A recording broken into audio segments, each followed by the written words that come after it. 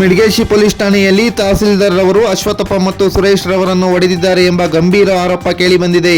ಇದರ ಸಂಬಂಧ ಅಶ್ವತ್ಥಪ್ಪ ಮತ್ತು ಸುರೇಶ್ ತಹಸೀಲ್ದಾರ್ ಅವರ ಮೇಲೆ ಉಪ ವಿಭಾಗಾಧಿಕಾರಿಗಳಿಗೆ ಮನವಿಯನ್ನು ಸಲ್ಲಿಸಿದ್ದಾರೆ. ಸುರೇಶ್ ಮಾಡುತ್ತಿರುವ ಆರೋಪ ಇದಾಗಿದೆ ಕೇಳಿ. ಮಧುಗಿರಿ ತಾಲೂಕು ಐಡಿಯಲ್ಲಿ ಹೋಬಳಿಯ ಕಾಂತನಹಳ್ಳಿ ಗ್ರಾಮದ ವಾಸಿಯಾದ ನಾನು ಸುರೇಶ್ ಸರ್ವೆ ನಂಬರ್ 31ರಲ್ಲಿ ಸುಮಾರು 10 ವರ್ಷಗಳಿಂದ ಗುಡಿಸಲು ಕಟ್ಟಿಕೊಂಡು ವಾಸ ಮಾಡುತ್ತಿದ್ದೇನೆ. ಅಕ್ರಮ ಸಕ್ರಮ ಯೋಜನೆಯಡಿಯಲ್ಲಿ ಅರ್ಜಿಯನ್ನು ಸಲ್ಲಿಸಿದ್ದು ಊರಿನ ಕೆಲವರು ಸಮುದಾಯ ಭವನ ನಿರ್ಮಿಸಲು ತಹಸೀಲ್ದಾರ್ ಅವರಿಗೆ ದೂರನ್ನು ನೀಡಿದ್ದಾರೆ. ಆದರೆ ಊರಿನ ಸುಮಾರು 50 ಮನೆಗಳು ಸರ್ವೆ ನಂಬರ್ 31ರಲ್ಲಿ ಮನೆ ಕಟ್ಟಿಕೊಂಡು ವಾಸ ಮಾಡುತ್ತಿರುವ ಎಲ್ಲರನ್ನು ಬಿಟ್ಟು ನಮಗೆ ಮಾತ್ರ ನೋಟಿಸ್ ನೀಡಿ ಕಿರುಕುಳ ಕೊಡುತ್ತಿದ್ದಾರೆ. ಆದ್ದರಿಂದ ನಾವು ಸಿವಿಲ್ ನ್ಯಾಯಾಲಯಕ್ಕೆ ದಾವೆ ಸಲ್ಲಿಸಿದ್ದೇವೆ. ಇದರ ಬಗ್ಗೆ ಮಾತನಾಡಲು ಮಿಡಿಗೇಶಿ ಪೊಲೀಸ್ ಠಾಣೆಯ ಸಬ್ ಇನ್ಸ್ಪೆಕ್ಟರ್ ನಮಗೆ ಕರೆ ಮಾಡಿ ಕರೆಸಿದರು. ಆಗ ಸಬ್ ಇನ್ಸ್ಪೆಕ್ಟರ್ ನೀವು ಜಾಗದ ಮೇಲೆ ಹಾಕಿರುವ ಕೇಸ್ ಏನಾಗಿದೆ ಎಂದು ಕೇಳಿದರು. ಆಗ ನಾವು ಕೇಸ್ ಇತ್ಯರ್ಥ ಆಗಿಲ್ಲ, ಕೇಸ್ ನಡೆಯುತ್ತಿದೆ ಎಂದು ಹೇಳಿದೆವು. ಆಗ ಸಬ್ ಇನ್ಸ್ಪೆಕ್ಟರ್ ತಹಸೀಲ್ದಾರ್ ಅವರು ಕೇಸ್ ಡಿಸ್ಮಿಸ್ ಆಗಿದೆ ಎಂದು ಹೇಳಿದ್ದಾರೆ ಎಂದು ನಮಗೆ ತಿಳಿಸಿದರು. ಆಗ ನಾವು ನಮ್ಮ ಹತ್ತಿರ ಇರುವ ಎಲ್ಲ ದಾಖಲೆಗಳನ್ನು ಸಬ್ ಇನ್ಸ್ಪೆಕ್ಟರ್ ಅವರಿಗೆ ತೋರಿಸಿದೆವು. ಆಗ ಅವರು ತಹಸೀಲ್ದಾರ್ ಅವರಿಗೆ ಕರೆ ಮಾಡಿದಾಗ ತಹಸೀಲ್ದಾರ್ ಅವರು ಠಾಣೆಗೆ ಬಂದು ನಮ್ಮನ್ನು ಕರೆಸಿ ನಮಗೆ ಎಷ್ಟು ದಿನ ಗುಡಿಸಲು ಖಾಲಿ ಮಾಡಲು ಸಮಯ ಕೊಡಬೇಕು ಎಂದು ಕೇಳಿದರು. ಆಗ ನಾವು ಕೋರ್ಟ್ನಲ್ಲಿ ಇತ್ಯರ್ಥವಾಗುವವರೆಗೂ ಖಾಲಿ ಮಾಡುವುದಿಲ್ಲ ಎಂದು ಹೇಳಿದೆವು. ಆಗ ತಹಸೀಲ್ದಾರ್ ಅವರು ನನ್ನ ಕೆನ್ನೆಗೆ ಕಪಾಳಕ್ಕೆ ಹೊಡೆದರು. ಆಗ ನನ್ನ ತಂದೆಯವರು ಯಾಕೆ ಸರ್ ಹೊಡೆಯುತ್ತಿದ್ದೀರಾ ಎಂದು ಕೇಳಿದಾಗ ನಮ್ಮ ತಂದೆಯವರಿಗೂ ಸಹ ಕೆನ್ನೆಗೆ ಹೊಡೆದರು. ನಂತರ ಮಿಡ್ಗೇಶಿ RI ರವರ ಹತ್ತಿರ ಗುಡಿಸಲು ಖಾಲಿ ಮಾಡಿ ಎಂದು ಒಪ್ಪಿಗೆ ಪತ್ರವನ್ನು ಬರೆಸಿಕೊಂಡು ನಮ್ಮ ಹತ್ತಿರ ಬಲವಂತವಾಗಿ ಸಹಿ ಮಾಡಿಸಿಕೊಂಡಿದ್ದಾರೆ. ಕಾನೂನು ಬಾಹಿರವಾಗಿ ತಹಸೀಲ್ದಾರ್ ಅವರು ನಮಗೆ ಹೊಡೆದು ಬೆದರಿಕೆ ಹಾಕಿರುತ್ತಾರೆ.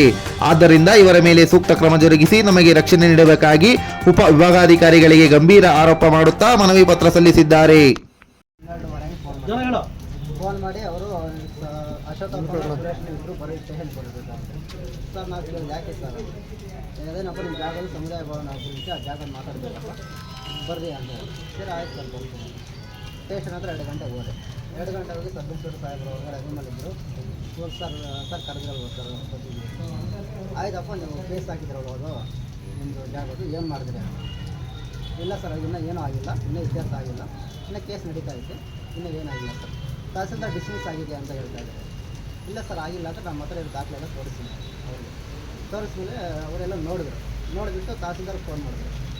ಸರ್ ಇವರು ಸುರೇಶನ್ನು ಅಶ್ವತ್ಥಪ್ಪರು ಬಂದಿದ್ದಾರೆ, ಕೇಸ್ ಡಿಸ್ಮಿಸ್ ಆಗಿಲ್ಲ, ಕೇಸ್ ನಡೀತಾ ಇದೆ ಅಂತ ಹೇಳ್ತಾ ಇದ್ದಾರೆ. ತಹಸೀಲ್ದಾರ್ ಸರ್ ಅವ್ರು ಇಟ್ಕೊಂಡು ಸರಿ ಆಯಿತು ನಾನು ಅಲ್ಲಿಗೆ ಬರ್ತೀನಿ, ಅವ್ರನ್ನ ಅಲ್ಲೇ ಕುಂದಿಸ್ಕೊಳ್ತೀನಿ ಅಂತ ಹೇಳಿ.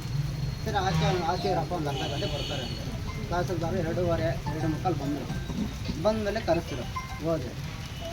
ತಹಸೀಲ್ದಾರ್ ಸಾಹೇಬ್ ಇಟ್ಕೊಂಡು ಏನಪ್ಪ ನಿಮಗೆ ಎಷ್ಟು ದಿನ ಬೇಕು ಟೈಮ್ ಕೊಡ್ತೀನಿ ಗುಡಿಸಲು ಖಾಲಿ ಮಾಡೋಕ್ಕೆ ಅಂತ. ಇಲ್ಲ ಸರ್ ನಾವು ಕೋರ್ಟ್ಗೆ ಹೋಗಿದ್ದೀವಿ, ಕೋರ್ಟಲ್ಲೈತೆ, ಕೋರ್ಟಲ್ಲಿ ಡಿಕ್ಲೇರ್ ಆಗಲಿ, ನಿಮ್ಗಾದ್ರೆ ನೀವು ತಗೊಳ್ಳಿ, ಇಲ್ಲ ನಮ್ಗಾದ್ರೆ ನಾವು ತಗೊಳ್ಳಿ ಸರ್, ಕೋರ್ಟಲ್ಲಿ ಡಿಕ್ಲೇರ್ ಆಗಲಿ. ಗೋಳಿ ಮಗನ ಯಾರು ಸತ್ತಾದ್ರು ನೀನು ಕೋರ್ಟ್ಗೆ ಹೋಗ್ತಿ ಯಾವೊಂದು ಕೋರ್ಟು ಅಂತ ಹೇಳ್ಬಿಟ್ಟು ಬಂದು ಕೆನ್ನೆ ಕೊಡಿದ್ರು ಸರ್.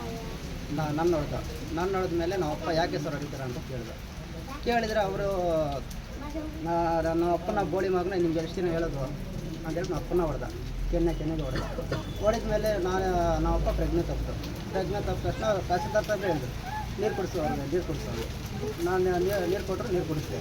ನೀರು ಕುಡಿಸಿದ್ಮೇಲೆ ಸ್ವಲ್ಪ ಹೊತ್ತು ಎದ್ದೇಳಿದ್ರು. ಹಂಗಾಗಿ ಎದ್ದೇಳಿದ್ಮೇಲೆ ಈ ಮಿಡ್ಗೇಶಿ RI ಅವ್ರ ಹತ್ರನೇ ಈ ಸರ್ಕಾರಿ ಜಾಗ ನಾನು ಅಕ್ರಮ ಹಾಕ್ಕೊಂಡಿದ್ದೀನಿ, ಆ ಜಾಗ ನೀವು ಬಿಟ್ಕೊಡ್ತಾ ಇದ್ದೀನಿ ಅಂತ ಹೇಳಿಬಿಟ್ಟು ಒಪ್ಪಿಗೆ ಪತ್ರವನ್ನು ಬರ್ಕೊಂಡು ನಮ್ಮ ಬಲವಂತವಾಗಿ ನಮ್ಮ ಹತ್ರ ಸಹಿ ಮಾಡ್ಕೊಂಡಿದ್ದೀನಿ.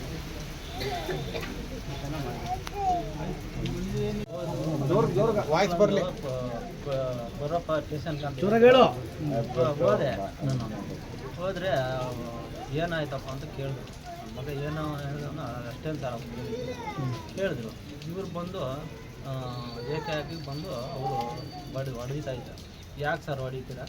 ಅಕಸ್ಮಾತ್ ಕೋರ್ಟ್ನೆಲ್ಲ ಐತೆ, ಕೋರ್ಟ್ ಏನು ತೀರ್ಮಾನ ಆಗಿದೆ ಬಿಟ್ಕೊಡ್ತೀನಿ ನೀವೇನೋ ಅಡ್ಡಕ್ಕೆ ಬರುತ್ತೆ ಅಂತ ಹೇಳ್ಬಿಟ್ಟು ನನಗೆ ಚೆಂದಾಗಿ ನಾನು ಬಿದ್ದೋದೆ ಸರ್.